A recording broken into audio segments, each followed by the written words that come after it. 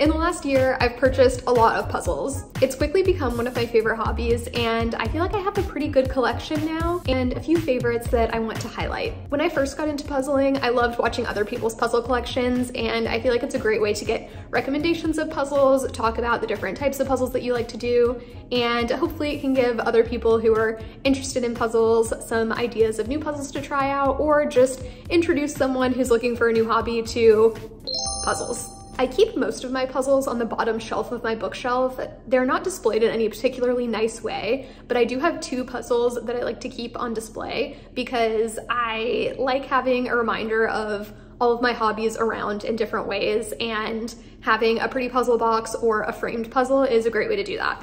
So first we have this puzzle by Soonness. It's one of the gradient puzzles that they have, and I just keep this box on display above my TV stand.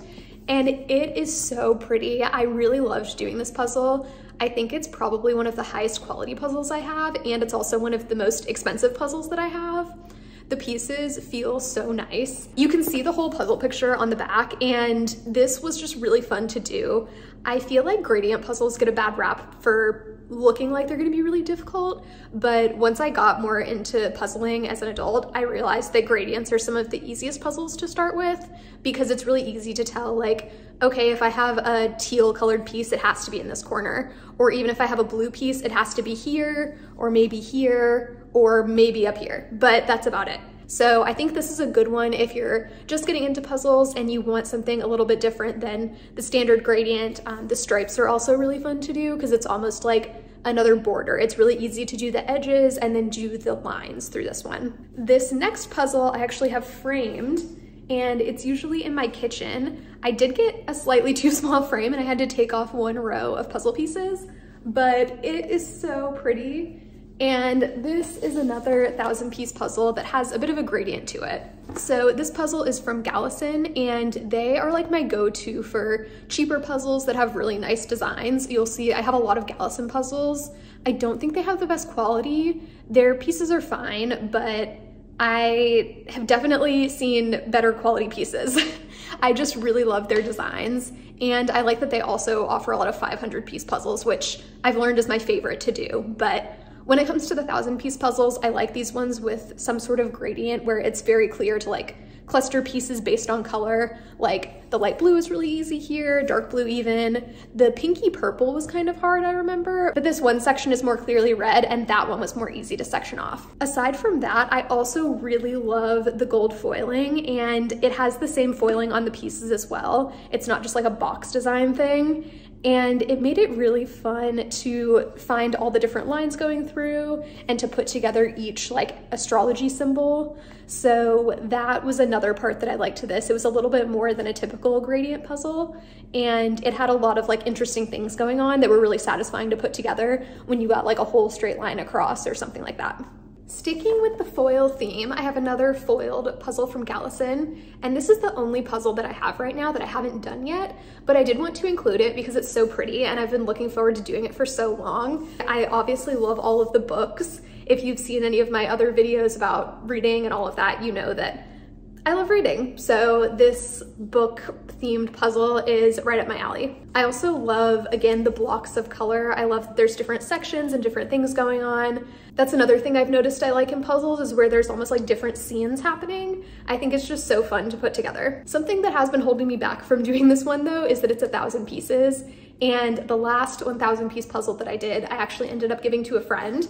I liked the design of the puzzle, but it actually turned out to be very difficult to put together, because even though it was like a bunch of shelves of plants, I'll try to find a picture of it. Even though I thought that it was going to be easy because there were all kinds of different plants and pots and like the shelves themselves, it was so hard and it took me so long. And I'm worried that this one's going to be similar. Like, even though there's a lot of distinct colors, there's also like, you know, the same pink is used in multiple places and stuff like that. So I'm kind of worried this one's gonna take me a while. I'm a little bit intimidated by this one. So I have been putting it off, but I do want to do it very soon. Continuing the theme of the Gallison foiled puzzles, I have this really pretty Frank Lloyd Wright print, and this one has magenta foiling on it. And I did this one with my parents and my partner over the summer when we went to visit them for 4th of July. And this was a really fun one to sit down and knock out in one afternoon. It's 500 pieces, so between the 4 of us, it was pretty quick to put together. And I really love working on the big blocks of color and just knowing like, okay, all of the orange is here or here, we can section them off. That's kind of a theme of things that I enjoy in puzzles, is where you can really sort the pieces into different areas and then like work on one little area and get it all done very fast. That is what's satisfying to me, and that's what I've started looking for in puzzles. I know that Frank Lloyd Wright has a few more designs with Galison in these foiled puzzles, and I really want to pick some other ones up. Right now, you'll see that I've consumed so many puzzles. I want to be in a place where I've redone all of my puzzles before I buy more. I think I went a little bit crazy at first, and I have enjoyed so many of these puzzles, and I'm really looking forward to redoing several of them. So I'm trying to hold back a little bit on my buying of new puzzles until I've had a chance to fully experience all the ones that I have. I didn't realize that I had one more foiled puzzle by Galison, but this one is also 500 pieces. And this is another theme of things that I've realized that I like in puzzles. So kind of like with the gradients and with other puzzles that I've talked about, where you can kind of cluster things based on where they go and then do like almost a mini puzzle or like complete a section very quickly. I really like anything that has sectioned off like mini puzzles. I think it's so much fun, especially something like this where there's so many distinct colors. And I just love the foiling. It's really so pretty. And I love how affordable Galison puzzles are. And a lot of these puzzles I got on sale, or where they were doing a sale of like, buy 3 puzzles, get 30% off or something. I think sales like that definitely contributed to me buying so many puzzles so quickly, but I really enjoyed this one. I want to redo this. Looking through all these puzzles is just gonna make me want to redo all of my puzzles, which is great. That's what I need. I just think it's so much fun to like complete mini puzzles and almost feel more accomplished. With puzzles like this, I very rarely put together the whole edge before I start working on the puzzle, like I always grew up doing with traditional like Thomas Kinkade style jigsaw puzzles. I feel like those you have to build the border first, but with something like this, you can really just start finding a bunch of pieces of the same color and working on one room. And I think that that's a really fun way to do it. It kind of makes my brain work in a different way than I'm used to thinking of with puzzles. And it almost makes me feel like I'm being creative with how I decide to put the puzzle together. I might as well get through all of my Galison puzzles. So I have 2 more that are both 1,000 pieces.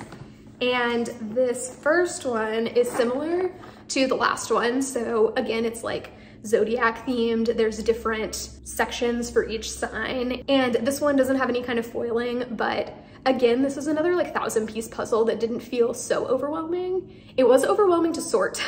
I think that's why I don't like 1,000-piece puzzles as much anymore, because they do feel like a lot of work at the beginning before I actually get into the part that I like doing. I feel like I could spend a whole evening just sorting one of these puzzles and then spend another day or 2 actually putting the puzzle together. I love the colors on this one. I love all the different little symbols that they picked for each sign. I just think it's so much fun. And then I have my last Galison puzzle, and this one is corgi art.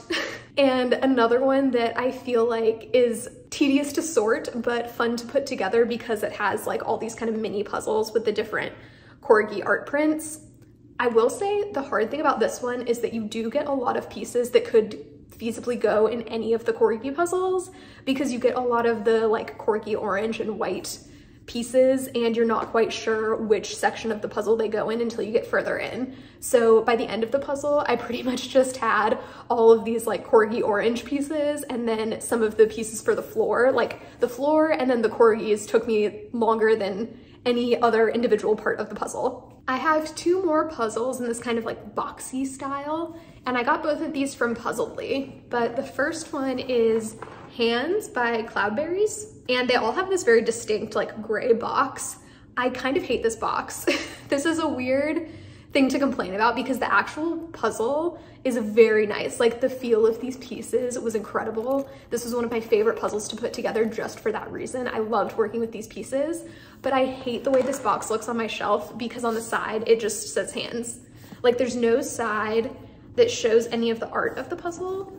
And I really don't like that. I think it's really ugly on my shelf. It looks like one of the most boring puzzles, but it's actually one of my favorites. So you win some, you lose some, I guess. And next we have Elle Puzzle, also from Puzzledly. I'm not sure if the brand is Elle Puzzle and the name of it is Millennial Lotteria, but this one is essentially just a lot of Lotteria Mexican bingo cards. and I think it's so much fun. A lot of them are really silly, and it was really fun to put together. Another one where it's easy to like group things by the piece that they go with. This is another one where I started doing them in small chunks and then moving them around to connect them to each other and put the whole puzzle together at the end. These next two puzzles are very special to me because they are the puzzles that got me into puzzling as an adult. I don't know what came over me. I don't know if I was just browsing and a puzzle was recommended, or I think Puzzledly had been pushing Instagram ads really hard. So I'd been thinking about doing puzzles for a while and I needed to order some stuff anyway. So I picked up these two puzzles from Amazon, and this is what kickstarted everything for me, because as soon as I did the first one, I was like, I'm obsessed with doing puzzles and I need to buy more puzzles and I need to consume all the puzzle content. But the first one is from Mud Puppy, so you could probably get this on the Gallison website, but I got it on Amazon. And it's this really cute picnic scene with all of these little woodland creatures. This is how I know that I started puzzling at the beginning of summer, because I specifically wanted a very summery puzzle. I love the idea of doing like seasonal puzzles, which is funny because I think now that I have so many puzzles, none of them are really seasonal anymore, except this one and the other one maybe.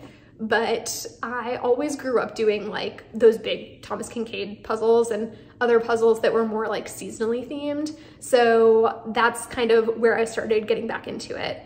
And I just love all the little animals and artwork. And this is another 500-piece puzzle. I think it's probably made for children. So it was very easy to put together. I did this in one night, maybe 2 nights the first time I did it. I think I did this one twice actually.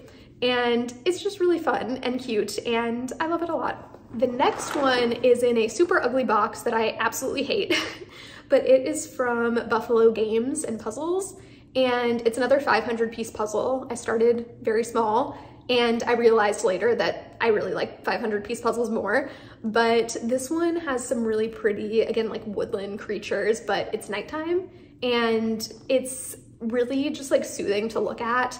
It was really nice to do like all the different foliage, and it was fun to like work on this flower because it's a very clear like pink color. It's very easy to sort the pieces for it. I just like puzzles where it doesn't even have to be like boxes. It can just be like big sections of clear things. I think you're sensing the theme here. You can see like what's drawn me to these puzzles and why I think they're enjoyable to do. To me, it's not about the challenge of doing a really hard puzzle, which is ironic because I'm in the middle of a very hard puzzle right now, and I'll show you that one at the very end. But most of what I like about puzzles is almost the same thing that I like about cozy games, like completing a little task and feeling successful. So getting to do a little section of the puzzle where I can sort out all the pieces for it and kind of work on just that part that I feel like doing is really satisfying to me and relaxing to me. This next one is an official Puzzledly puzzle, and this is the only one that I have from their actual collection just because it's the one that I like the colors of the best. But it kind of makes me think of Candyland. Like, I feel like these are like candy mountains, but it also kind of makes me think of Adventure Time, and like the Ice King could be over here or something. I don't know, I just really liked the colors and the art. Again, it falls into that category of like big chunks of color that very clearly go one place. So it was really fun to sort and organize. How many pieces is this one? This was another 500-piece one, so I can definitely see myself redoing this one in the near future. And this next one, I believe I bought from Gallison, but I don't think it's their actual brand. I think it's just a puzzle that they sell. Kind of like Mud Puppy isn't quite their brand, but they sell them on their website. I don't know, the back of it isn't helping me any, but this is a nice little pride puzzle. I did this one in June this year, and the cool thing about this one is that there are a lot of special pieces. Like this shooting star shape is a whole piece on its own, and there are some flowers where like the entire flower is one piece. And I think that's so much fun. It made it really enjoyable to do, and you get a lot of false edges that make it so that you almost want to do the puzzle in sections instead of building the border and then like filling it in, because sometimes you'll see a piece and it looks like it's an edge piece, but it's not. I really like that kind of stuff because it forces you to not do the traditional puzzle logic, and I kind of like that. I've realized that getting into doing this as an adult, and especially by myself, you can do the puzzle in whatever order you want. Like, there's no rule that says you have to do the edge first and then work in. If you see a cluster of things and you're like, all these pieces go together and I want to work on this, you can work on that. Like, no one's stopping you. I think it's just so much fun to rediscover hobbies as an adult and realize that you don't have to do them the way you were taught to do them as a child. The next two puzzles also have a lot of specialty pieces, and they are incredibly unique. I don't have any other puzzles like these, and there are very few other companies that make puzzles like this. And I am talking about the Magic Puzzle Company puzzles. I have the Mystic Maze and the Secret Soup. I haven't ever bought one of their like 3-packs of puzzles just because I don't like the designs of all of them enough. And I really enjoy doing these with my partner. We've had a lot of fun doing them together, and he's someone who typically doesn't enjoy puzzles or doesn't feel like he's very good at it. Like, for every 10 pieces I put together, he'll put together 1 piece. So these we actually like do a pretty good job of working on together. And he always notices these little details that I usually miss because I'm so focused on doing the puzzle and he's more focused on having fun with the puzzle. So it's just a really nice way for us to do something together besides like watching a movie or playing a board game.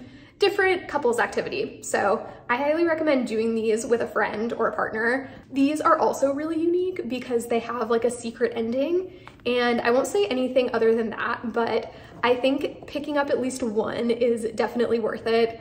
I really love the Secret Soup. I think that this one I prefer over the Mystic Maze, which I know is a lot of people's favorite, but maybe it's just because I did this one first. I think that the story was really fun. I don't know, I really enjoyed it. And my last puzzle before I show you the one that I'm currently working on is this one by Fred, I believe is the brand. Yeah, Fred. This is called the Explorer. I don't even know how to explain why I love this one so much. I think this might be my favorite puzzle. The pieces are so high quality. I really want to get more puzzles by this brand. The artwork is so beautiful. I love the colors. I love that the box is really matte, and that's actually how the pieces are as well. It is just so pretty and calming. It makes me think of a cartoon. I don't even know which one I want to associate it with, but it makes me think of like a cozy cartoon that you watch at night and like cuddle up with a blanket. Not like a Saturday morning cartoon, but like different cartoon vibes. I love the colors. I love the different textures that come with the colors. Like, there's this dark purple circle, there's like the bubbles that come out from it that change in size and color, and there's like a little bit of a gradient up here. Again, it's just like big chunks of different colors that make it easy to sort the puzzle and work on small areas. And it's just so beautiful. I really love this one, and I really, really want to redo it soon. And finally, we have the puzzle that I'm working on right now, back there, which is the Christmas cracker puzzle. This puzzle is from Uncommon Goods. I'm not sure if you can buy it anywhere else, if it's like made by another company and they just sell it there, but I bought it from Uncommon Goods last year when I was buying Christmas presents, and I got this as like a present for me. This was my first puzzle that I did, actually. So even besides the other two that I bought earlier this year, I got this one last holiday season, and this puzzle is a nightmare. It's a good challenge, but I can't say it's fun to do. It's fun to do at the beginning because doing the border of it. Okay, let me explain the concept of the puzzle first. Please hold. We're flipped around now so I can show you the puzzle so far and so I can have a visual aid while I'm talking. But essentially this puzzle I thought was going to be in the shape of a Christmas cracker, but have like a mystery Christmas theme. I thought it was just one of those like no picture puzzles that you have to put together and like figure it out as you go. No, it's shaped like a Christmas cracker, so the edge is kind of fun to do. And then all of the weird pieces are on one side of it. And then the whole rest of the puzzle is all just the normal puzzle piece shape. And that's what makes this puzzle absolutely infuriating. The sheer patience of having to test every piece, because it's also made up of silver and red Christmas crackers. Like, that is the whole picture. There's nothing else, and there's not even a photo of it, so you can't even tell like, oh, over there in the corner, one's sticking out this way, and it continues like this direction. Like, no, there's none of that. So this puzzle's kind of a nightmare. I started it again just to like get into the festive holiday season, and I won't say I'm regretting it, but it takes some time. It took me like a week to complete last year, and I think it's gonna be the same this year. Anyway, I hope you enjoyed. Those are all of my puzzles. If you have any puzzle recommendations, please let me know in the comments. I'm always looking for new puzzles. And I hope that this inspired you or gave you some ideas of new brands to try or designs to pick up. But I just have so much fun with all my hobbies, and I love that I have an outlet to share them all here on the internet with you. So thanks for watching, and I'll see you later.